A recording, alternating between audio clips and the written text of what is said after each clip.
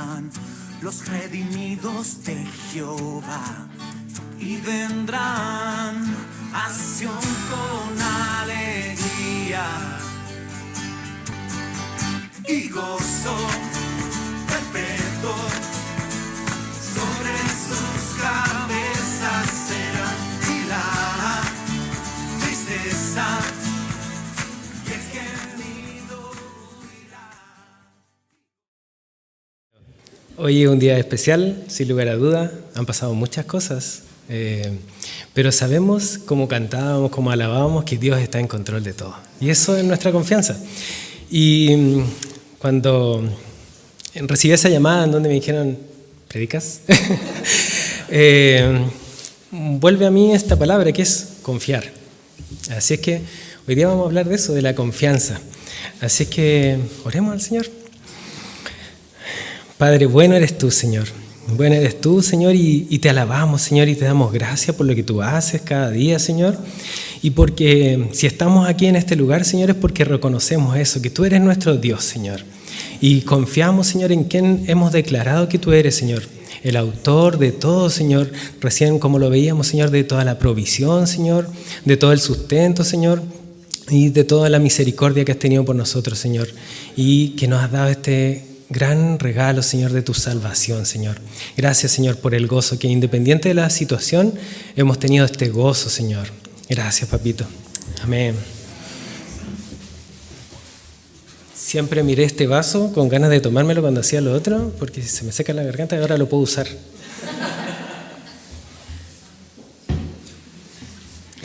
Bueno, título.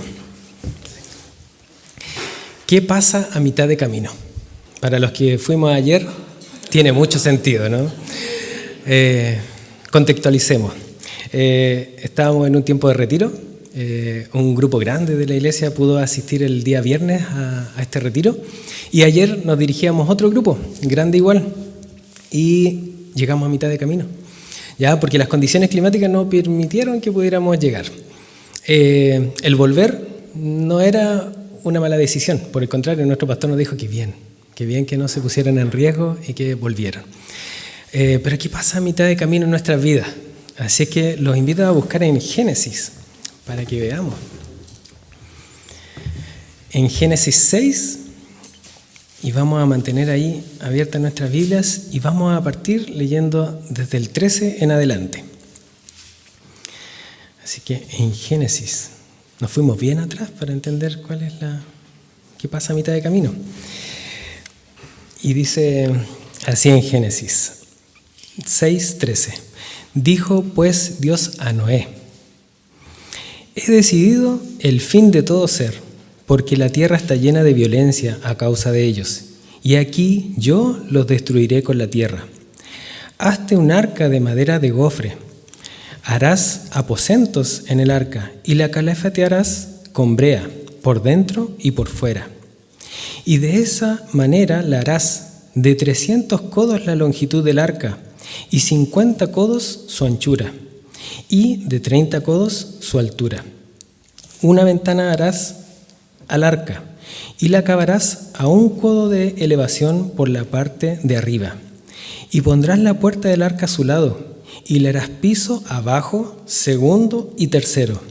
Y aquí yo traigo un diluvio de agua sobre la tierra, para destruir toda carne en que haya espíritu de vida debajo del cielo. Todo lo que hay en la tierra morirá. Mas estableceré mi pacto contigo, y entrarás en el arca tú, tus hijos, tu mujer y las mujeres de tus hijos contigo. Vamos a detenernos ahí un momento. Tremendo haber sido Noé, que de repente un día el Señor le diga: haz esto. Y vamos a ver una imagen, le voy a pedir ahí, porque pensar hoy día cómo fue construida el arca puede ser como parte de la historia, pero quizás debiésemos posicionarnos en qué pasaba en ese momento. Y por ahí tengo una imagen, tengo a la Fran haciendo múltiples funciones como todos hoy día. Pero cuando quise buscar la primera gran embarcación en el mundo, encontré algo que se construyó, el Great Western, y no lo voy a volver a repetir porque no, el inglés no es lo mío, en el año 1837. ¿Ya? Esa fue una gran embarcación que se construyó y fue construida por la compañía naviera Gran Oeste. ¿Ya? Este barco fue el primer barco a vapor en donde trasladó a muchas personas. Ahí lo tenemos. ¿Ya? Entonces es una tremenda embarcación que fue construida en ese tiempo. Pensar cuál fue el primer o el barco más grande, después de este seguramente vino otro más grande y así pasaron los años, pero el primero que encontré que fue de las dimensiones más grandes fue este. ¿Y cuánto medía? Medía 76 metros de largo y 17 metros de ancho. Era tremendo, tremendo, para 1837. La capacidad que tenía era para 128 pasajeros con 20 sirvientes y era tripulado por 60 personas. Así que era tremendo pensar en eso. Cuando yo pensaba en esto y en sus capacidades, bueno, finalmente podían ir alrededor de 208 personas sobre él, pensaba ahora en el arca. Y en el arca, cuando acá lo leemos, habla de codos, ¿cierto? Entonces vamos a hacer la comparación a metros. Y dice que el arca, pensando que un codo es 45 a 55 centímetros más o menos, quiere decir que el arca tenía aproximadamente 135 a 165 metros de largo. ¿Ya? Imagínense, todos hemos visto la Olimpiada alguna vez, la gente corre los 100 metros planos, o sea, el costado de una cancha. ¿Ya? Así que es el costado y la mitad por lo menos. Imagínense ese largo. Y 22 a 27 centímetros de ancho. O sea, lejos, mucho más que esa embarcación, que para el año 1837 ya era tremenda y podía llevar una cantidad de personas impresionante. Pero el Señor, como nos sorprende siempre, lo hizo un par de días antes, o un par de años antes, o un par de siglos antes. ¿Cuánto antes lo hizo? Si calculamos el diluvio, sacando cuenta ahí de Adán y Eva, las generaciones que pasaron, entre Adán y Noé pasaron aproximadamente 1056 años, años más, años menos, y desde que nace Jesucristo, si lo calculamos hacia atrás, en realidad esto fue alrededor del 2348 a.C. Noé construye el arca el 2348 a.C. y una gran naviera en 1837 construye este barco que no alcanza ni siquiera las dimensiones. Así es el Señor, ¿cierto? Como nos descoloca, nos da instrucciones que quizás para nosotros en el momento no logran tener mucho sentido, porque es más de lo que nosotros podemos comprender. Veamos la otra imagen. Algunos han intentado hacer unas réplicas. Este es el arca, esto está en Kentucky, ¿ya? No en el Kentucky de acá abajo. Ay, yo soy fanático. Es un aproximado ya en realidad. Pero imagínense que el de verde ahí que está sacando la foto sea el porte de Noé. Y más o menos yo creo que Noé ni siquiera había pensado cuánto eran 300 codos. No me lo imagino así como 300 codos, no alcanzo a dimensionar. Y bueno, esto hoy día se usa, pasemos a otra, como una intención como de museo. Hay otra imagen, ahí es por dentro. Recuerden que tenía 3 pisos. 3 pisos, impresionante. Yo, no sé, trato de pensar como Noé, ni siquiera debe haber conocido todos los animales. No sé cómo, ahí van a entrar todos los animales. Yo voy al Windsor y todavía me sorprendo de cuántos animales hay. Pasemos a otra. Y esta está hay otra réplica en Holanda. Eso es como cuando iba a media. Realmente es tremenda, ¿eh? O sea, ¿de verdad puede caber una cancha de fútbol, de pádel ahí adentro? Gracias. Entonces, cuando leemos la Biblia ya conocemos la historia, entonces es más fácil posicionarnos ahí, donde Dios da esta instrucción a Noé y después ya viene el resultado. Y volviendo a Noé, quiero que pensemos en eso. Para él, ¿cómo habrá sido recibir esta noticia? ¿Qué le pasó? Primero, no veía. Hoy día, si a nosotros nos pidieran algo, quizá la mayoría buscaría el tiro en su celular, algún parámetro, ¿ya? En Pinterest, los fanáticos. Empezaríamos a buscar un parámetro para decir cómo se construiría algo, o lo que el Señor nos diga, ¿cierto? Pero no habían parámetros, no había experiencia. Podríamos ir a preguntarle a algún experto, yo me iría al tiro al puerto y a buscar a alguien que me pueda explicar más o menos cómo flotan los barcos. Todavía, a pesar de que me lo enseñen, todavía me cuesta entenderlo. Pero pensaríamos en buscar un experto. Noé no era un experto en construcción. De hecho, se piensa que ni siquiera vivía en la costa. Quizás ni siquiera había visto la inmensidad del mar, no sé. Entonces, todo sobredimensionado para ese tiempo. No había experiencia, no había parámetros, no veía el resultado cómo iba a ser. Pero algo sí tenía Noé, y ahí estaba la clave, que confiaba. Y cuando pensamos en confiar, yo me puse en algunos ejemplos como más actuales. No sé, hasta aquí no sé que a ninguno nos hayan pedido hacer un arca. Así que voy a llevarlo a cosas más concretas. Cuando la José era chiquitita, y yo creo que a muchos de nosotros nos puede haber pasado, el primer día que lo llevamos al parque a tirarse del refalín, no era llegar y que se subiera y se deslizara, ¿cierto? Sino que había que acompañarla, había que tomarle de la mano, había que enseñarle. ¿Y ella qué tenía que tener conmigo? Confianza, ¿cierto? Porque nadie va y se sube y deja a su hija ahí, ¿no es cierto? Yo estoy preocupado y ella confía en mí. O sea, si el papá está ahí, yo confío. Y me puedo deslizar tranquilo y sé que no me va a pasar nada. Entonces, eso puede ser que yo tenga que aplicar confianza. Pero quizás si hoy día, no sé, yo les digo así, por ejemplo, levanten su mano derecha. Ayúdenme con esto, levanten su mano derecha, bájenla nomás, gracias. Es para ver si están despiertos en realidad. En eso no aplicamos mayormente confianza porque tenemos una experiencia previa, ¿cierto? Ya sabemos que cómo yo levanto mi mano, cómo se usa mi musculatura y por lo tanto yo lo hago. O sea, hay una reacción. Pero quizás no tuve que decir, yo confío en Luis Felipe que no me va a pasar nada si yo hago esto, ¿cierto? No tuvieron que aplicar eso. Pero en cambio en otras situaciones yo sí, porque no veo, porque no conozco, porque es desconocido para mí. Entonces entendamos que para confiar hay que tener en quién confiar, ¿cierto? Hoy día, insisto, estamos en una situación en que todos estamos preocupados, quizás, ¿cierto? Nos tiene ocupados, nos tiene pendiente de algo, pero decimos, tenemos confianza. ¿En quién? ¿En la 4x4 que está? No, ¿cierto? No, en ningún caso hemos... Yo por lo menos no he preguntado cuántos autos 4x4 hay arriba. No es un tema para mí.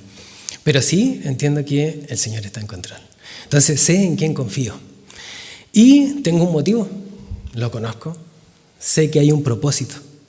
Yo creo que no es casualidad, entendemos que no hay casualidad, que estemos nosotros hoy día aquí y allá estén otro grupo igual de numeroso teniendo también la misma reunión. A todo esto recién antes de partir, hablé con el pastor.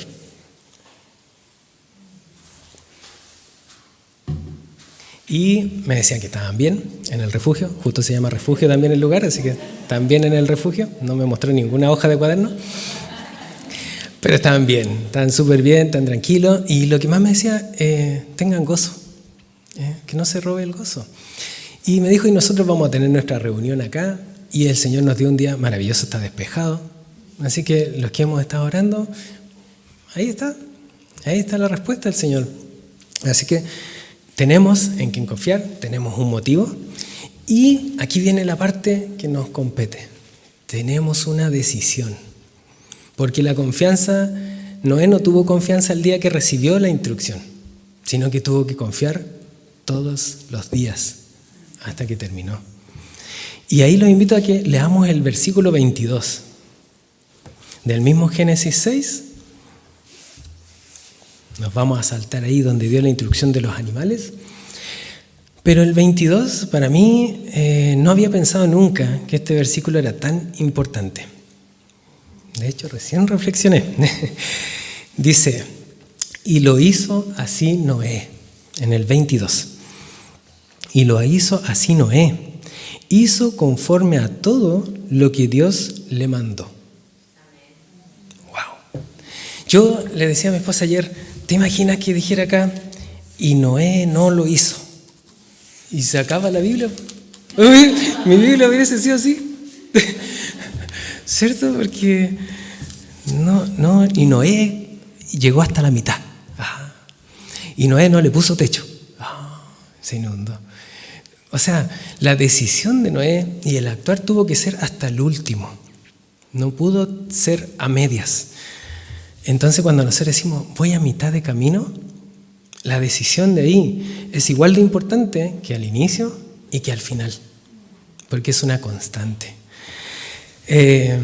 Pensemos que había nacido, estaba Adán, Eva, todas las 9 generaciones que habían pasado.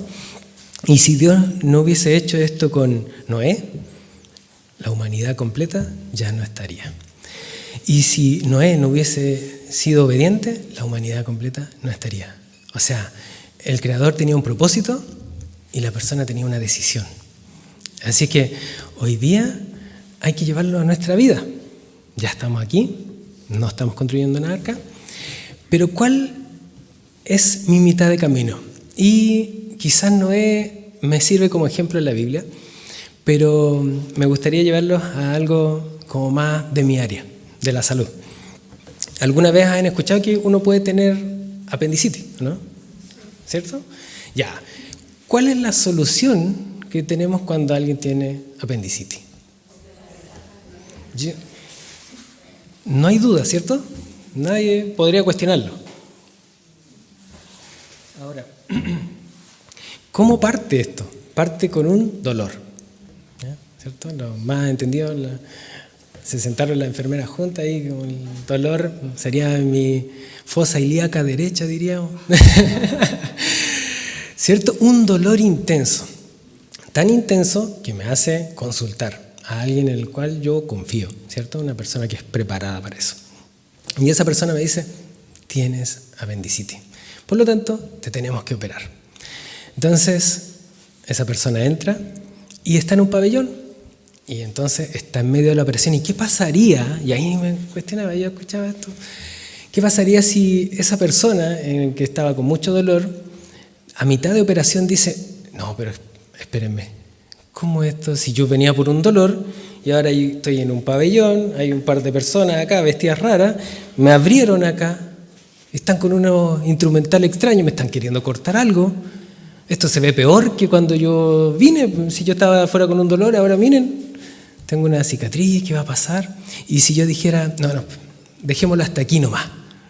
¿Sabe qué? Yo me voy, présteme una gasita, yo termino esto en la casa, porque yo no estoy confiando en realidad. Yo estoy dudando de este camino que estoy tomando. Entonces, a mitad de camino yo digo, ¿sabe qué? No, mejor dejemos hasta aquí nomás. Sería una decisión muy sabia, ¿no? ¿No es cierto? Quizás lo vemos ahí porque es concreto. Quizás ya vimos la historia de Noé y entendemos el resultado. Pero ¿qué está pasando hoy día con nuestras decisiones? Con nuestra entrada al pabellón. A veces pensamos que estoy avanzando, ¿cierto? Ya puse esto en manos del Señor.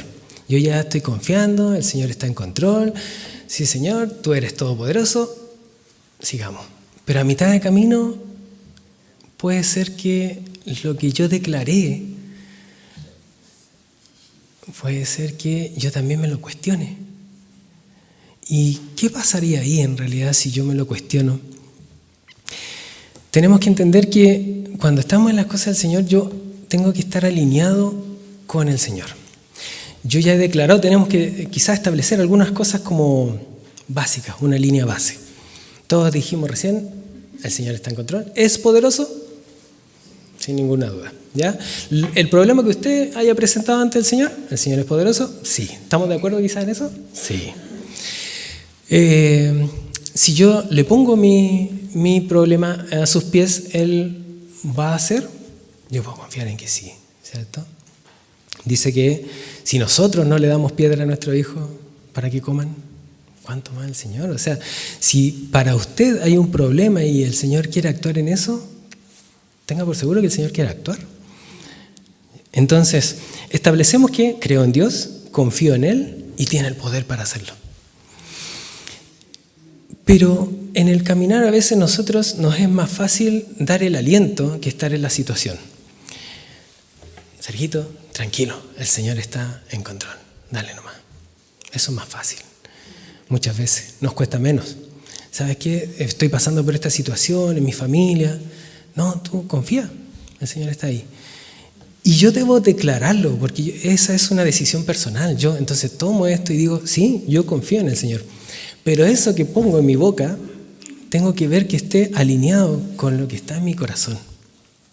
Porque puede ser que yo declare constantemente que el Señor está en control, que tiene el poder, pero a la hora de estar en una situación, dudo del poder de Dios, dudo de que Él está en control, o cuestiono su metodología. Porque pensando en Noé, ¿cómo esto de hacer, Señor? Y si mejor tomamos a mi familia y tú me llevas a un monte bien alto, inunda igual acá, Señor, pero a mí llévame de esta forma. ¿No parece que es mejor? A veces nuestra metodología, nuestra forma de resolver las cosas, quizás creemos que esa es la forma, porque es lo que conocemos. ¿No sabes qué, Señor? En realidad, de esta forma, mira, yo te puse a mi hijo ahí adelante tuyo, pero en realidad como estoy viendo las cosas no me está convenciendo tanto en las cosas que está pasando, que está viviendo. Yo lo veo acercarse a ti, pero no es como yo me lo había imaginado. Entonces mejor yo según lo que he estudiado, la educación y todo, podríamos hacerlo de esta forma. Entonces, no es a la manera mía. Entonces tenemos que establecer eso. Cuando yo le pongo adelante del Señor mis preocupaciones, mis situaciones, yo confío, pero confío a la manera del Señor. ¿Y qué hago? Porque tampoco esto se trata de decir, bueno, confiamos en el Señor, entonces tranquilo, vámonos para la casa. No se hace reunión el domingo, todos estamos confiando que va a llegar el equipo que subió, el pastor va a estar, bueno, confiemos, quedémonos ahí, nos conectamos. No es eso, ¿cierto? No se preocupen, el Señor está en control, así que ustedes hagan su vida, no estén haciendo nada importante. No.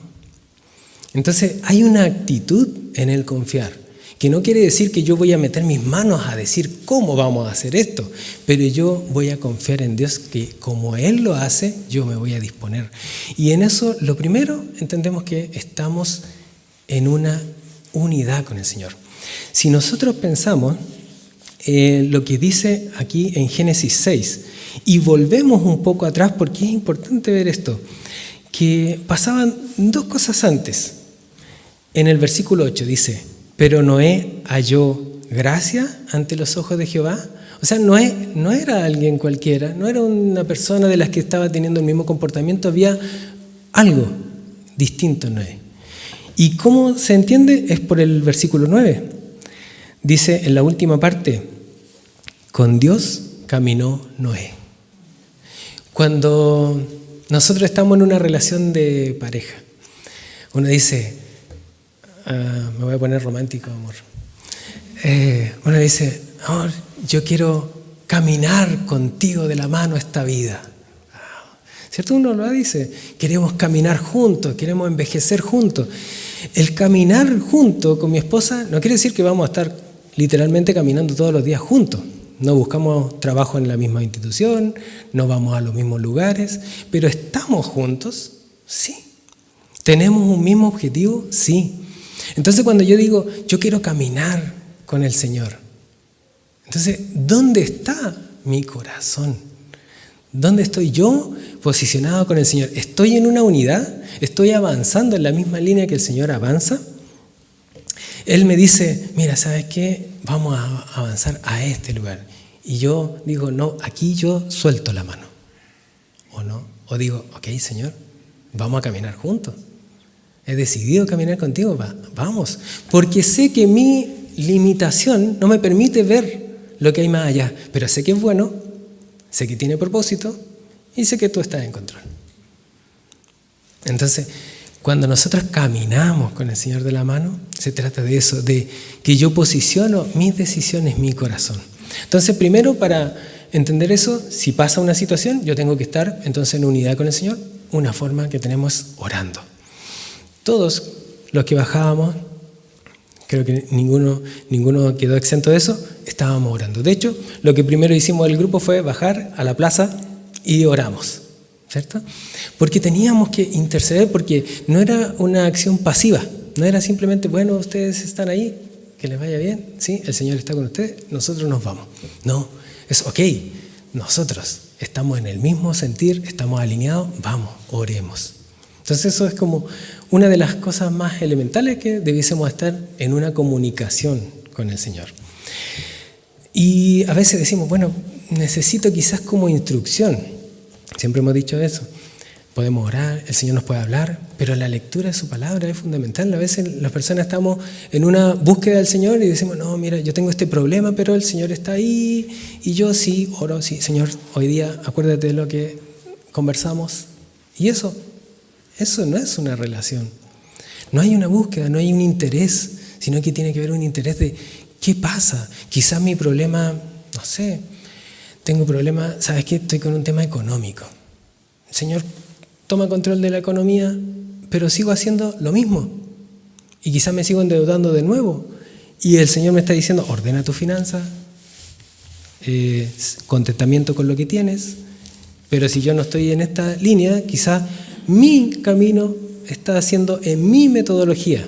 El Señor quiere ordenarme y yo digo, no, pero de esa forma no. Yo en realidad quiero que me llegue un premio. Y ahí ahí se arregla mi economía. No es a tu metodología. No es con nuestras formas de resolver las cosas, es a la metodología del Señor. Entonces, debiésemos estar atentos a leer la palabra. Quizá el Señor nos lleva a ayunar y eso hay una intención. El día martes estuvimos ayunando, importante. No sabíamos lo que venía, pero importante estar en esto. Y recordar, o sea, el Señor nos da estas formas, pero no como un instructivo, no como un recetario en donde yo he tenido experiencia en donde personas que no conocen al Señor ofrendan, pero porque ven que los que van a la iglesia nunca les falta, entonces ofrendan para que no les falte, no porque quieren alabar al Señor con esa ofrenda. Ayunan, pero porque escucharon eso en otra persona, entonces más lo ven como una cosa de salud. Entonces, esto no se trata de un recetario como de hacer cosas, sino que es de una relación con el Señor en ese hacer, ¿cierto? Entonces, mantengámonos en una confianza activa, en una confianza que yo estoy caminando con el Señor, para que mi decisión constante esté ahí aplicada a eso. Y esto lo podemos aplicar, como decía, en distintas áreas. Áreas económicas, sí, sin lugar a duda. ¿El Señor puede ordenar? Sí, no hay duda de eso. Quizá área matrimonial, quizás sabe que estoy teniendo temas y me está costando esto. Señor, yo te entrego a mi esposo, a mi esposa. Pero hoy día no te lo entrego, hoy día lo voy a resolver yo. Puede ser que nos esté pasando algo en donde no vemos, porque a veces la cosa se ve peor. Como decía el pastor, a veces la cosa como que el Señor empieza a actuar, pero no estamos viendo que funciona como nosotros queremos. Si yo, por ejemplo, quiero encestar un balón en un aro, yo tomo el balón y yo no hago esto. ¿Qué hace un basquetbolista experimentado? Toma y se inclina para alcanzar. ¿Está yendo en la dirección correcta en ese momento? Si el objetivo está allá y yo me vengo hacia acá, ¿estoy yendo en la dirección correcta? Como que parece que no, ¿cierto? Pero en realidad es porque nosotros no comprendemos. Hoy día ya entendemos que yo me tengo que inclinar para saltar. Pero en nuestra vida a veces no entendemos por qué está pasando esto. Yo le pedí que mi hijo, que se alejó de la iglesia mucho tiempo, está peor. Bueno, ¿se lo entregaste al Señor? ¿Confías en que el Señor está en control? Eso, confía. Haz tú, búscame, ora, lee la palabra, confía en mis principios. Y yo estoy trabajando en eso. No, deja al Señor. Pero deja al Señor en el sentido de que toma tu lugar en esta relación con el Señor. Puede estar pasando eso con un hijo, puede pasar un cambio de trabajo. Señor, este trabajo que me cambié, la cosa está peor. Salí de un lado para caer, salí del fuego para caer en las brasas. Esto se ve peor. Bueno, tú me pediste, confía, hay propósito, hay algo. Yo tengo algo para ti. Si tú quieres, confía. Y en esta búsqueda de entender esto, pensaba en el rey David, como decía José María. Rey David para mí, como, wow, tiene mucha historia. Cuando uno lee sus salmos, es como cosas tremendas, y él, me está pasando todo aquí, se está derribando todo, pero yo estoy tranquilo, yo confío. Y los invito a que busquen en Salmo 27.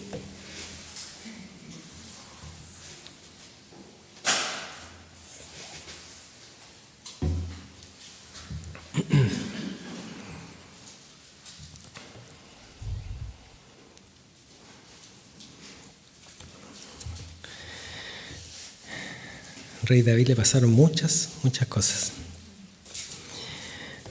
Pero su corazón, impresionante el corazón de él. Y en el Salmo 27 dice: Jehová es mi luz y mi salvación. Línea base, podríamos decir. Ya tenemos claro en quién confía David, quién es para él.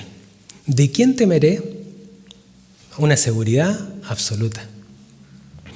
Jehová es la fortaleza de mi vida. ¿De quién he de atemorizarme? Cuando uno dice eso, ya no queda nada. Si David dice estas dos frases, ya cualquier cosa que yo piense, yo puedo tener esa tranquilidad en lo que el Señor hace. Pero, como decíamos recién, la cosa se puede poner peor, porque él dice: cuando se juntaron contra mí los malignos, mis angustiadores y mis enemigos, para comer mis carnes, ellos tropezaron y cayeron. O sea, cuando estaba todo tremendo alrededor mío, los enemigos querían matarme, pero ¿qué pasó? Ellos tropezaron y cayeron. Y aunque ejércitos acampen contra mí, no temerá mi corazón. Aunque contra mí se levante guerra, yo estaré confiado. Imagínense como en esos tiempos, estos campos en donde venía la guerra, y uno empezaba a ver que se empezaban a levantar campamentos alrededor, y uno veía: esto viene hacia mí, y él no temerá mi corazón. Yo estoy tranquilo, porque vuelvo al principio, y Dios es mi luz, mi salvación, mi fortaleza. Aunque contra mí se levante en guerra, yo estoy confiado. Volvemos al punto: confiar. Pero lo más relevante de todo este versículo para mí, hoy día, es lo que pasa en el versículo 4. Porque hasta ahí todo tiene total sentido con lo que veníamos conversando. Pero en el 4 me llama la atención y dice: una cosa he demandado a Jehová, esta buscaré, que esté yo en la casa de Jehová todos los días de mi vida, para contemplar la hermosura de Jehová y para inquirir en su templo. Yo trataba de pensar, ¿está hablando de esto terrible? ¿Está pasando esto? Él está confiado. Pero ¿qué estaba pasando con la decisión que toma David? O sea, David, partimos de la misma línea. Todos dijimos: confiamos en el Señor. Bien, la confianza está. Pero la acción, la actitud, lo que está haciendo en el camino de una cosa he demandado. Esta buscaré. Buscar, acción, verbo, ¿cierto? Que esté yo en la casa de Jehová todos los días de mi vida. Cuando comparamos con Noé, y dice en el 9, con Dios caminó Noé, y David dice que yo esté en la casa de Jehová todos los días, eso es una constante el estar con el Señor. Hoy día nosotros entendemos la estructura de la iglesia, ¿cierto? La casa del Señor. Pero es esta relación, es donde está mi corazón. ¿Ya? En Noé no estaba la iglesia, la estructura. No estaba el templo, pero estaba el camino constante con él. Y a David le pasa lo mismo. Ambos están en una situación compleja. ¿Ya? Noé con un panorama incierto, no entendiendo mucho, con un propósito para la humanidad, quizás sin entenderla, con un proyecto que superaba totalmente sus capacidades mentales ahí como de conocimiento, y David constantemente siendo asediado, ¿cierto? Siempre con luchas, pero ambos lo que buscaban era estar en una relación con el Señor. Y cuando uno busca en la versión NTV, que también me gusta, el versículo 4, dice: lo único que le pido al Señor, lo que más anhelo, es como, esto le pido, realmente esto está en mi corazón, es vivir en la casa del Señor todos los días de mi vida. Y dice: deleitándome en la perfección del Señor y meditando dentro de su templo.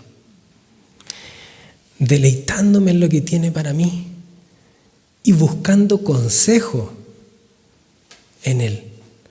En este camino a veces puede ser muy, muy incierto, no entendemos, hay cosas más evidentes, pero hay otras cosas que realmente no comprendemos. Pero la invitación hoy día es a que ubiquen su corazón con su decisión.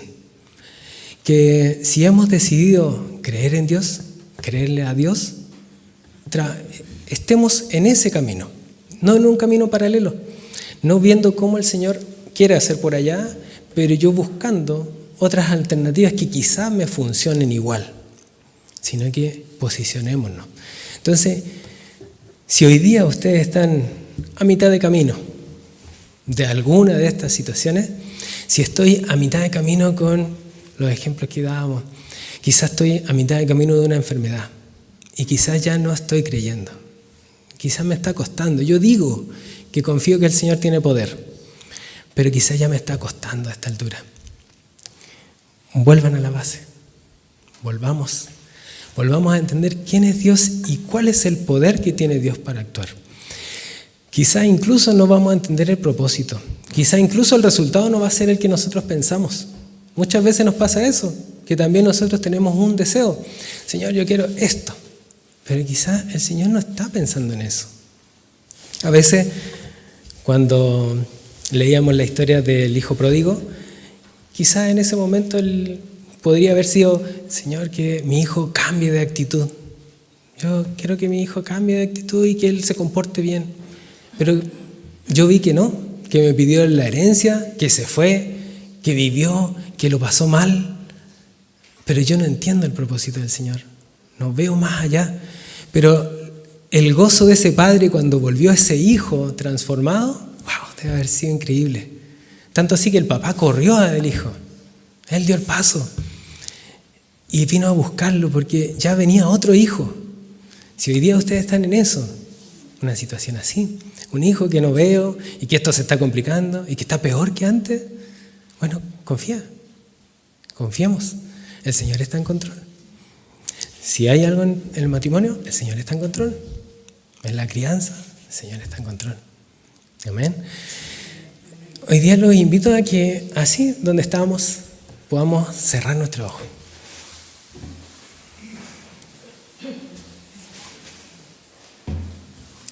Y que volvamos ahí, a encontrarnos con el Señor. En una oración personal de ustedes aquí, busquemos y digamos: a ver, Señor, yo esto te entregué y quizá he querido meter mis manos en esto. Quizás como ya estaba cuestionándome y hoy día estoy entendiendo que tú tienes tus formas y que son más allá de lo que yo comprendo. Así como en el arca, que esa construcción 4000 años antes de cuando recién se pudiera comprender, quizás esta metodología que tú estás usando, Señor, yo no la comprendo. Quizás la voy a comprender después. Quizás voy a entender después por qué pasaron las cosas que pasaron, pero hoy día yo, más que comprender tu metodología, Señor, yo quiero confiar. Confiar, Señor, y posicionarme en eso que declaro, que yo te creo, que yo confío y que conozco que tienes el poder. Señor, pero quiero que eso que declaro, ahí esté mi corazón. Como el rey David, Señor, que sea un anhelo, Señor. Que sea un anhelo estar donde tú estás. Porque ese es el lugar bueno, Señor. Ese es el lugar que está preparado para mí. Y que tomado de tu mano, Señor, caminando contigo, hay seguridad. Y si tú eres un Padre bueno, Señor, como hemos entendido, Señor, tú no tienes cosas malas. Tú tienes cosas buenas, Señor. Señor, hoy día busca en nuestro corazón, Señor. Que salga a la luz lo que hay realmente, Señor, en nuestra vida, en nuestras decisiones, Señor. Y que la podamos poner delante de ti, Señor. Y donde quiera que nos encontremos, Señor, en los problemas que nosotros estemos teniendo, Señor, que te podamos reconocer como el poderoso, Señor. Como quien tiene el poder, Señor. Tienes el poder para hacer todo, Señor. Está en tus manos, Señor. Y entender qué es lo que estás buscando en mí, Señor. ¿Qué falta, Señor? ¿Dónde estoy flaqueando, Señor? ¿Dónde no estoy avanzando? ¿Me estoy quedando atrás en este camino, Señor? ¿Tengo intención de soltar tu mano, Señor? No permitas eso, Señor. No permitas, Señor. Y hoy día te pedimos, Padre Santo, que nos muestres, Señor. Que te reveles a nosotros y que podamos comprender, Señor, dónde está mi corazón. Y que tomemos la decisión de poner mi corazón junto al tuyo, Señor. Gracias, Señor. Gracias, Papito, porque tú usas, Señor, distintas formas, Señor. Eres tan creativo, Señor, que tienes metodologías que nosotros no comprendemos, Señor. Pero sí comprendemos que lo que tienes, Señor, es bueno para nosotros, Señor. Y hoy día descansamos en eso, Señor. Señor, dejamos esa carga pesada donde yo estoy llevándola, Señor, para confiar en ti. En que tú, Señor, eres quien tiene el poder, el conocimiento de hacer, Señor, sobre eso. Y hoy día tomamos esa carga ligera, Señor, que es tomar tu mano, porque voy guiado, Señor. Señor, llévanos a buscarte más. Señor, ayúdanos, Señor, en esa debilidad, Señor. Que no estemos buscando instancias motivacionales, Señor. No estemos buscando alientos transitorios, Señor. No estemos buscando una frase que me mueva las emociones, sino que busque de tu palabra, de conocer qué es lo que tú tienes para mí, Señor, de entender en profundidad, Señor, tu relación conmigo. Ayúdanos, Señor. Gracias, Señor. Gracias por tu amor, por tus cuidados, Señor, porque te podemos tomar confiadamente, Señor, podemos venir ante ti, Señor. Te alabamos, Señor, y te damos gracias, Señor, por lo bueno, maravilloso que tú eres, Señor. Amén. Amén. Alabemos a nuestro Señor.